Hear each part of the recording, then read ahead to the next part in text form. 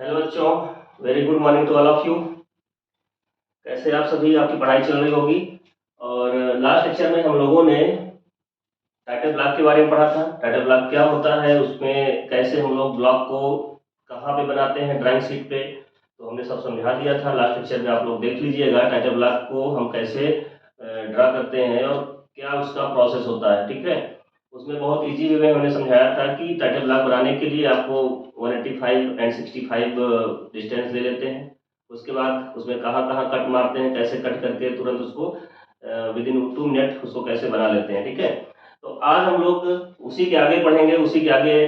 जैसे अब title block आपका तैयार हो गया है। ठीक है, ड्राइंग शीट में सबसे पहले आपने टाइटल ब्लॉक बनाया। टाइटल ब्लॉक बनाने के बाद उसमें आपको क्या करना है, अब नंबर ऑफ लाइंस, जो लाइंस होती हैं उन लाइंस के बारे में जानकारी होनी चाहिए। मान लीजिए कोई ड्राइंग आप बना रहे हैं, तो उस ड्राइंग में कौन सी लाइन कहाँ पे बनानी है। ठीक है, ऐसे नहीं कि हर जगह एक ही तरह की लाइन खींचनी है। ठीक, तो लाइंस का वेरिएशन होना चाहिए, वो भी ड्राइंग में आपके देखा जाएगा। तो टाइप्स ऑफ लाइन पढ़ेंगे। टाइप्स ऑफ लाइन के बाद उनका यूज पढ़ेंगे, कहाँ कहाँ पे हम यूज कर रहे हैं। तो आपको केवल इंट्रोडक्टरी पार्ट है इस वीडियो में कि लाइन्स होती क्या है और उनका यूज कहाँ पे है। फिर नेक्स्ट लेक्चर पे हम लोग पढ़ाएंगे कि उस ड्राइंग को बनाकर दिखाएंगे कि ड्राइंग में उनकी यूज कहाँ पे किए गए हैं। ठीक है, तो यहाँ पे देखते हैं सबसे पहले क्या है हमारे पास, लाइंस। कितने तरह की लाइंस हैं, लाइन कन्वेंशन मतलब लाइन का कन्वेंशन, लाइन कैसे बनी हुई होती है वो देख रहे हैं यहाँ पे। ठीक है, तो यहाँ पे आपको दिख रहा होगा कुछ इस तरह से। ठीक है, ओनली ये एरो का मतलब है, ये ब्लू कलर का जो एरो है ये केवल बता रहा है कि कौन किसके सामने है। ठीक है, इसका कोई लाइन से मतलब नहीं है। यहाँ पे ये लाइंस बनी हुई हैं। ठीक है, 1 2 3, ये 3 में दोनों तरह की लाइन दिखाई गई हैं, 4 5 एंड 6 7। ठीक है, तो फर्स्ट लाइन क्या होती है, फर्स्ट लाइन अगर कुछ ऐसी मोटी सी लाइन बनी हुई हो, मतलब थोड़ा थिक लाइन हो, कॉन्टिन्यूअस थिक लाइन। ठीक है, तो फर्स्ट लाइन हमारे पास है continuous thick line. Continuous thick line का यूज हम लोग कहाँ करते हैं, तो आपको अगर इस तरह की लाइन कोई दिखती है तो उसका नेम क्या होता है, कॉन्टिन्यूअस थिक लाइन होता है। और इसका यूज कहाँ करते हैं हम लोग, visual outline and object line. मतलब जो आपका डायग्राम बनेगा, डायग्राम जैसे कुछ भी बनाएंगे आप, तो विजुअल आउटलाइन, तो जब भी हम ड्राइंग करते हैं, ड्राइंग करते समय जो हमारा स्ट्रक्चर बनकर तैयार होता है, जो भी व्यू तैयार होते हैं, उन व्यू में जो मेन लाइन होती है, जहाँ पे डायग्राम की बॉर्डर लाइन को कहते हैं, तो ही आउटलाइन का मतलब वही किनारे की सबसे साइड की लाइन होती है, बॉर्डर लाइन होती है। और ऑब्जेक्ट, जो आपका ऑब्जेक्ट बना है उसकी लाइन के बारे में बात कर रहा है। ठीक है, तो आपका जो ऑब्जेक्ट था उसकी लाइन किससे बनाई जाती है, कॉन्टिन्यूअस थिक लाइन से। नेक्स्ट इज, अच्छा, कॉन्टिन्यूअस थिक लाइन की जो मोटाई होती है, कितनी मोटी, 1 mm के आसपास होती है। नेक्स्ट इज, क्योंकि ड्राइंग शीट में क्या करोगे आप, ड्राइंग शीट बड़ी सी बनेगी तो उसमें इतना 1 mm की मोटी लाइन दिखेगी, तभी वो उभर के आएगी, सामने आएगी, दिखेगी। ठीक है, नेक्स्ट इज, दिस इज है continuous thin line. Continuous thin line का मतलब क्या होता है, तो कॉन्टिन्यूअस थिन लाइन थोड़ा सा पतली होती है, उसको हम कहाँ यूज करते हैं, उसको डायमेंशन लाइन यूज करते हैं। जैसे आप डायमेंशन बताते हैं, डायमेंशन बताएंगे, अभी हम आगे सब प्रोसेस करके दिखाएंगे, पहले आप केवल नोट कर लीजिए इसको। ठीक है, तो डायमेंशन लाइन मतलब जो आप डायमेंशन बताते हो कि कौन कितनी लेंथ की है, कौन कितनी विड्थ की है, तो उस डायमेंशन लाइन हो गया। एक्सटेंशन लाइन, जब भी आप स्ट्रक्चर तैयार करोगे तो कुछ लाइन को एक्सटेंड किया जाता है, बढ़ा के उसके बाद उसमें हम लोग डायमेंशनिंग करते हैं। जैसे थोड़ा सा यहाँ पे लेते हैं एग्जाम्पल, आपको समझ में आ जाएगा। सपोज दैट ये एक छोटा सा ब्लॉक है, ये एक ब्लॉक है, ऐसा कुछ। ठीक, अब इस ब्लॉक में हमें इसकी डायमेंशनिंग करनी है, तो क्या करेंगे, डायमेंशनिंग करनी है तो हम कुछ नहीं करते, यहाँ पे इस लाइंस को, इन लाइंस को थोड़ा सा इंक्रीज कर लेते हैं, इसको भी हल्के लाइन से पतले डॉट से इंक्रीज कर लेते हैं। अगर इसको भी इंक्रीज कर लें, इसको भी इंक्रीज कर लें, तो आप यहाँ पे जो एक्सटेंशन लाइन है आपकी, ये एक्सटेंशन लाइन दिखाई जा रही है। इसके बाद इनके बीच बीच आप जो डायमेंशनिंग करोगे, तो आप डायमेंशनिंग ऐसे ही तो करते हो, एरो लगा के। ठीक है, और बीच में डायमेंशन को लिख देते हो। तो इस तरह की लाइनों का यूज हम लोग पतली लाइन मतलब कंटिन्यूअस थिन लाइन के रूप में ही यूज करेंगे, इन्हीं लाइन का यूज करते हैं। ठीक है, बाकी अभी डायग्राम जब हम बना के समझाएंगे तो सारी चीज क्लियर हो जाएंगी। ठीक है, अगर इस तरह की लाइंस है, डैश थिक हो, मतलब डैश डैश करके आई हो, बीच बीच गायब हो गई हो, डैश डैश थिक हो और डैश डैश थिन हो, तो इस तरह की लाइन का मतलब क्या होता है, हिडन हिडन आउटलाइंस मतलब कुछ छिपी हुई आउटलाइंस होती है। हिडन आउटलाइन जो मान लीजिए ये है, इसके पीछे ये तो ऊपर वाली दिख रही है, इसके पीछे भी तो एक होगा लाइन, इसके पीछे भी तो एक लाइन ऐसे होगी। और आप लोग बनाते भी हो, छोटी क्लास में बनाते चले आ रहे हो, ऐसे तो शो करते थे पीछे वाली लाइन को। तो ये लाइंस क्या है? हिडन लाइंस है। ठीक है, तो ऐसी लाइंस को जो शो करते हैं, जैसे आपके सामने कोई ब्लॉक है जैसे, तो उसके बैक साइड की जो लाइन होती है हिडन लाइन होती है, लेकिन वो भी आउटलाइन है। मतलब समझ रहे हैं कि जो ऑब्जेक्ट आपके सामने रखा है उसके पीछे एक हिडन ब्लॉक होता है। ठीक है, कुछ ना कुछ हिडन होता है। सपोज दैट हमारे पास कोई ब्लॉक यहाँ पे दिख नहीं रहा है, एक है ये डस्टर है। ठीक है, तो ये डस्टर है आपके सामने, तो ये फ्रंट दिख रहा है।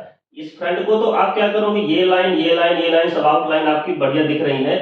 थोड़ा इलिप्टेड करके रखेंगे तो ये भी थोड़ा दिख रही है, लेकिन इसके पीछे की लाइन नहीं दिख रही है। अब उनको स्ट्रक्चर में जब 3D व्यू में आप बनाओगे तो वहां पे इन लाइंस को मेंशन करने के लिए बैक साइड के लाइंस को, जो हिडन लाइन है जो पीछे है जो दिख नहीं रही है, उनको मेंशन करने के लिए डॉट का यूज करेंगे और बीच में डैश कर देते हैं। मतलब थिक भी होगी और थिन भी होगी। अब थिक किसके लिए यूज करते हैं आपको मालूम है, थिक वाली लाइन कंटिन्यूअस थिक लाइन जैसे यूज करके विजुअल आउटलाइन या ऑब्जेक्ट लाइन के लिए था। उसी तरह से यहाँ पे नॉट विजुअल मतलब जो विजुअल नहीं है, हिडन आउटलाइन, उसके लिए यूज करेंगे। और हिडन लाइंस या एज लाइंस, मान लीजिए साइड की आपको बॉर्डर बताना है कितना, उसका साइज क्या है, तो उसको इससे शो कर सकते हैं हिडन वाले के लिए। ठीक है, next alternate long short dash closely. मतलब क्या है, एक बड़ी लाइन खींची जाती है उसके साथ छोटी, फिर बड़ी फिर छोटी। अल्टरनेट, एक बार बड़ी लॉन्ग आती है, फिर शॉर्ट आती है, लॉन्ग आती है फिर शॉर्ट आती है, और डैश रहती है, बीच में गैप रहता है। वो किसके लिए होती है? सेंटर लाइन के लिए होती है। अब सेंटर लाइन का मतलब क्या होता है? सेंटर लाइन का मतलब यहाँ पे ये होगा कि जैसे कोई ऑब्जेक्ट बना हुआ है ये, ठीक है, इस ऑब्जेक्ट का हमें सेंटर बताना है, तो सेंटर करने के लिए क्या करते हैं, बड़ी फिर छोटी, बड़ी फिर छोटी, ऐसे करके ये सेंटर को डिनोट करती है। इधर से सेंटर बता सकते थे। ठीक है, सेंटर लाइन दोनों तरफ से हम यूज कर सकते हैं, बड़ी छोटी, एक बड़ी एक छोटी डैश में यूज करेंगे, वो सेंटर लाइन को डिनोट करती है। तो इसका सेंटर कहाँ है, कुछ यहाँ पे है। ठीक है, तो सेंटर लाइन को कट करना है, मतलब किसी भी स्ट्रक्चर के सेंटर को अगर शो करना है कि सेंटर कहाँ पे है, तो उसको शो करने के लिए हमें क्या करना पड़ेगा, इस तरह की लाइन को डिनोट करनी है। ठीक है, आपको ये लाइन बन के आ सकती है, एग्जाम में बार बार समझा रहे हैं। अगर ये ऐसे लिखा है डैश लाइन इज यूज या dash thick line is use, तो आपको ऑप्शन दिया जाएगा hidden outline, visual outline, dimension line, extension line. तो आपका क्या आंसर होगा, हिडन। ठीक है, तो वहां पे ध्यान देना है कि वहां पे आंसर आपका क्या लिखना है, कैसे लिखना है, ये चीज मोस्ट इंपॉर्टेंट है। आपको केवल ये चीज बताई जा सकती है, वो ऑप्शन में दे जा सकता है, या उसको पूछ के कौन सी लाइन किसके लिए होती है ये ऑप्शन में दे सकता है। तो आपको पूरा टेबल याद होना चाहिए, इससे क्वेश्चन आता है। ठीक, नेक्स्ट इज ये किसके लिए शो करता है, ये क्या बताता है, ये इसको बोलते हैं free hand zig zag line. Free hand zig zag line का मतलब क्या होता है, सीधी जाने के बाद थोड़ा सा ऐसा टेढ़ा जेड बन जाता है, फिर सीधी लाइन, फिर टेढ़ा जेड, फिर सीधी लाइन, ऐसे करते जिग जैग चलती है। ठीक है, इसको बोलते हैं long break line. Long break का मतलब कोई बड़ा सा स्ट्रक्चर था और उसको समझाने के लिए, जैसे हमने बड़ी सी बीम है, ये कोई छत में बीम है या ये समझ लो बीम है, अब इसका ये पोर्शन हमने दिखा दिया, ये पोर्शन दिखाने के बाद इतना टुकड़ा और यहाँ पे जिग जैग बना दिया। इससे ये समझ में आता है कि ये पोर्शन इतना ही नहीं है, इसके आगे बहुत लंबा है। ठीक है, इसका अगर पोर्शन ये बना हुआ है कहीं पर भी, तो इसका मीनिंग यही होता है कि ये पोर्शन के बाद छोटा सा स्ट्रक्चर बनाने के बाद, मान लो हमें एक रॉड बनाना था और ये रॉड बहुत लंबी थी और हमने ऐसे बना के इसको ऐसे कर दिया या ऐसे कर दिया। ठीक है, इसका मीनिंग समझ जाओ, रॉड बनाने के बाद या रेक्टेंगल बनाने के बाद हमने ऐसे कर दिया। ये जरूर नहीं कि 2 स्टेप बने, एक ही स्टेप बहुत है। इसका मीनिंग ये है कि ये रॉड बहुत लंबा गया हुआ है। ठीक है, अब मान लीजिए कोई क्वेश्चन आ गया कि 10 किलोमीटर की एक रोड है, ठीक है, या 10 किलोमीटर की एक 10 मीटर की एक रॉड है। ठीक है, तो 10 मीटर की रॉड को तो वो ऐसे दिखाई नहीं सकता। ठीक है, तो क्या करेगा, वो एक रॉड बनाएगा या रोड बना देगा, उसको ऐसे क्रॉस सेक्शन में कट कर देगा। इसका मीनिंग ये है कि ये जो एक सेक्शन हमने बता दिया है और उसके बाद ये कॉन्टिन्यूअस है, मतलब कॉन्टिन्यूटी को शो करती है, और 10 किलोमीटर जितना लेंथ बताई गई उतने अप्रोक्सीमेट है, ठीक है। इसका मीनिंग होता है फ्री हैंड जिगजैग लाइन, और वो किसके लिए होती है, लॉन्ग ब्रेक लाइन के लिए होती है। ये अगर बना हुआ है, अगर हम उसी के आगे थोड़ा सा ये कर दें, ऐसे कर दें, इसका मतलब ये होता है फ्री हैंड लाइन, इसको हम फ्री हैंड लाइन बोलते हैं, और इसका मीनिंग होता है शॉर्ट ब्रेक लाइन, मतलब आगे छोटा सा एक ब्रेक लिया गया है, छोटा सा आगे पार्ट होगा, ठीक है, तो शॉर्ट ब्रेक लाइन होता है।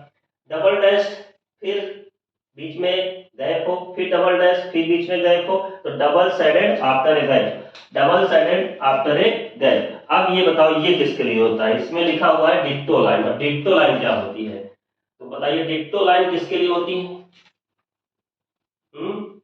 ठीक है, तो डिक्टो लाइन का मतलब ड्राइंग में बार बार जैसे दोहराने के लिए होता है, कोई चीज रिपीट हो रहा है उसके लिए हम लोग यूज करते हैं, तो कोई चीज बार बार कहीं पर रिपीटिंग होती है तो उसके लिए डिक्टो लाइन का यूज कर देते हैं, ठीक है। तो आपको ये समझ में आ गया होगा, कोई चीज अगर रिपीट हो रहा होता है तो उसको हम डिक्टो लाइन से रिप्रेजेंट कर देते हैं, तो इसको आप नोट कर लीजिएगा, ठीक है। ये सारी चीजें आपको इंग्लिश और हिंदी में आपके जो पेपर में रहेगा, तो पेपर में भी ऐसा कुछ होता है कि जब हिंदी लिखी रहती है उसके आगे इंग्लिश भी लिखी रहती है, ठीक है। तो आप दोनों लैंग्वेज से पढ़िए, क्योंकि अगर हिंदी ही समझोगे तो बहुत कॉम्प्लिकेटेड होगा, क्योंकि अब डैश को कुछ और बोलते हैं, पता नहीं क्या उसमें बोलते रहते हैं, ठीक है। तो हिंदी इंग्लिश दोनों पढ़िए, ठीक है। तो इसके ये जितनी भी तरह की लाइन्स हैं ये सब मोस्ट इंपॉर्टेंट हैं, ये बार बार आपके एग्जाम में पूछी जाती है, कोई ना कोई एक दो लाइन जरूर पूछी जाएगी इससे, ठीक है। तो आप स्ट्रक्चर देखिए और किसके लिए होती है आप इसको मेंशन कर सकते हैं, ठीक है। और जब भी आपको डायग्राम में मेंशन करना होगा कि ये लाइन जब एग्जामिनर देखेंगे कि हाँ आपने कहाँ पे कौन सी लाइन मेंशन की है, मान लीजिए कहीं पे आउटलाइन बनाना है तो आपने आउटलाइन को पतला बना रखा है और बीच में सब मोटा मोटा, तो वो गलत है आपका। आउटलाइन हमेशा कंटिन्यूअस थिक लाइन, मतलब थोड़ा गाढ़ी लाइन मोटी लाइन से बनाते हैं और एचबी पेंसिल का यूज करते हैं। हमने लास्ट लेक्चर में बताया भी पेंसिल कौन सी कहाँ यूज करते हैं, कितना उसका ग्रेड होता है, ठीक है। तो आपको विजुअल लाइन जब भी कोई स्ट्रक्चर बनाइए तो विजुअलिटी अच्छी होनी चाहिए, ऐसे नहीं ग्राफ में वो ऑब्जेक्ट आपका दिखता ही नहीं है, तो विजुअलिटी मतलब बॉर्डर बहुत अच्छे से गहरी लाइन होनी चाहिए, ये हो गया। सेकेंड है आपका थिन लाइन, डायमेंशन शो करने के लिए इसका यूज करेंगे। थर्ड है डबल डैश, डबल थिन, ठीक है। डैश थिन डैश जो थिक होता है उसको हिडन आउटलाइन को शो करते हैं, पीछे के स्ट्रक्चर जो हमें नहीं दिख रहा पीछे वाला उसको अल्टरनेट लॉन्ग शॉट उसका यूज करते हैं सेंटर लाइन, एक्सिस लाइन और लोकस लाइन में, ठीक है। एंड नेक्स्ट है जिगजैग लाइन, इसको लॉन्ग ब्रेक के लिए यूज करते हैं।